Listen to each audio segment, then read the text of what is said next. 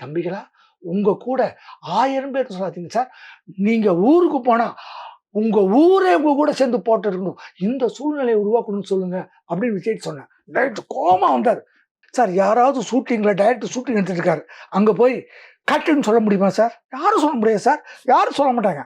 நான் போய் நிக்கிறேன். விஜய் சார் நடிக்கிறாரு. நெய்யப்பொடியோ வெளுத்துக்கட்டோ. அதுல ஒரு சின்ன 4 பசங்க வீட்டை விட்டு தளபதியை பார்க்க வந்துட்டாங்க. அது வெளுத்துக்கட்டு. அப்ப விஜய் சார் கண்ணாடி இறக்க உடனே வீட்டுல போறாரு, சாப்பாடு போடுவாங்க. பின்னால நான் நிக்கிறேன். இன்னைக்கு அந்த படத்துல இருக்கு. விஜய் சார் வந்து, தம்பிகளா வீட்டை விட்டு வந்துட்டீங்க, இந்த சின்ன வயசுல இப்படி எல்லாம் வரக்கூடாது, நீங்கெல்லாம் வீட்டுக்கு போகணும். சரிப்பான்னு சொல்லி அவங்க அம்மாவுக்கு ஃபோன் பண்ணி, அம்மா உங்க பையன் என்கிட்ட தான் இருக்கான், பத்திரமா நான் அனுப்பிக்கிறேன் ஓகேன்ட்டாங்க. வெளியே கூப்பிட்டு வந்து தோல்ல கை போட்டுட்டு டைரக்ட் ஆக்ஷன் சொல்றாரு. விஜய் சார் வர்றாரு.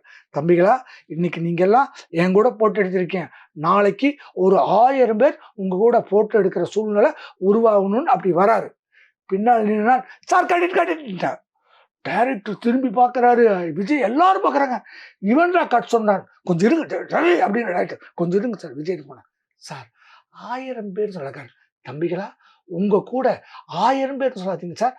நீங்க ஊருக்கு போனா, உங்க ஊரே உங்க கூட சேர்ந்து போட்டோ எடுக்கணும். இந்த சூழ்நிலையை உருவாக்கணும்னு சொல்லுங்க அப்படின்னு விஜய் சொன்னேன். டைரக்டர் கோவமா வந்தார். விஜய் நீங்க போங்க ஆக்ஷன் சொல்லுங்க.